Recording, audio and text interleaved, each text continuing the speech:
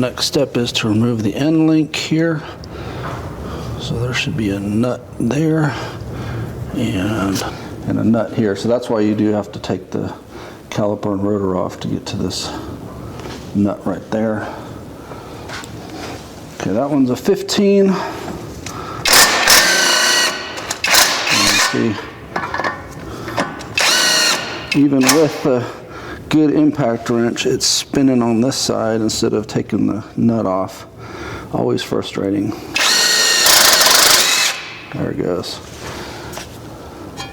This is the stuff that's nearly impossible to do with hand tools because you can't get that speed to spin that off, and when the bolt, or the underlying bolt is spinning, you need something to grab it with.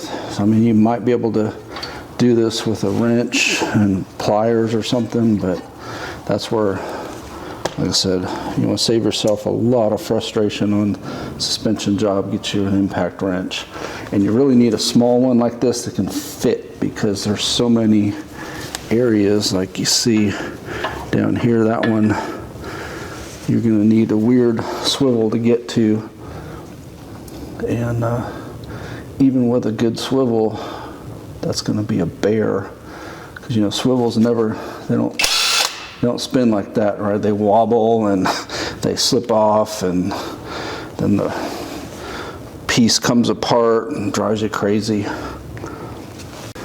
So this bottom one, unfortunately, you got to do the old-fashioned pliers method, because there's not really a good way to get an impact in there. You know, if you had it on a lift, I guess, and you ran your impact there and brought it up from underneath, maybe, but I don't want to get underneath here if I don't have to.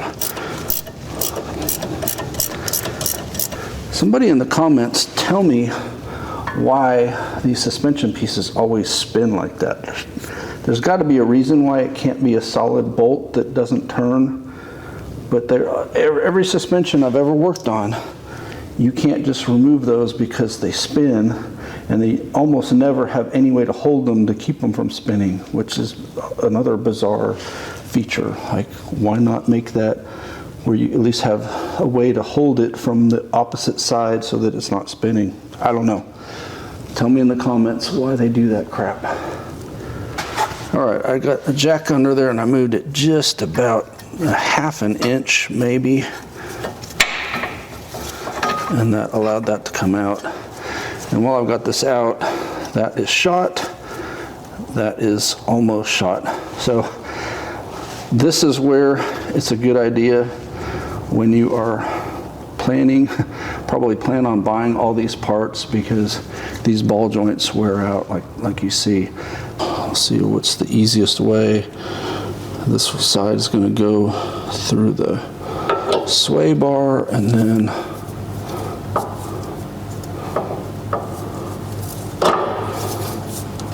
the top goes through here. And it's a complicated deal because you also have to get this through the upper control arm, and so I don't know which is the easiest way to go first. I'm going to try the upper control arm first and see what happens. We'll fit this piece back, and I think upper and then lower.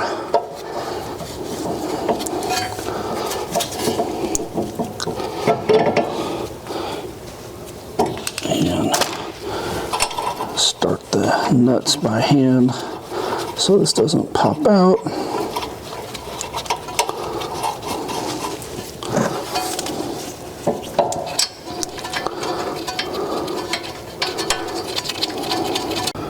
All right, my shop manual agrees 46 foot-pounds on that one.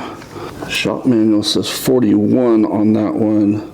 Moog says 46. That's probably negligible difference.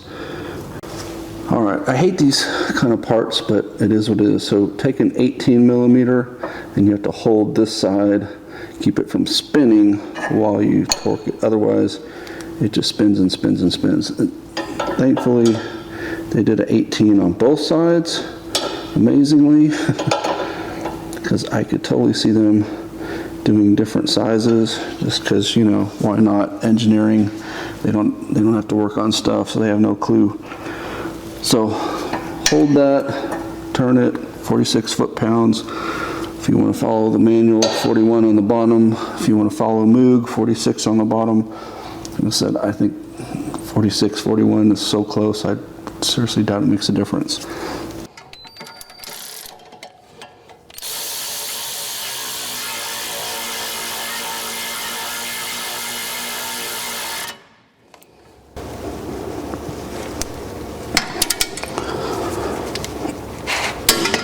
There's 46 with one of these to torque it down,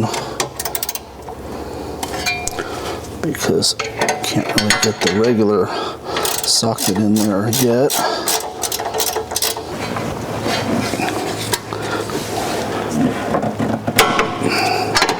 There's 46.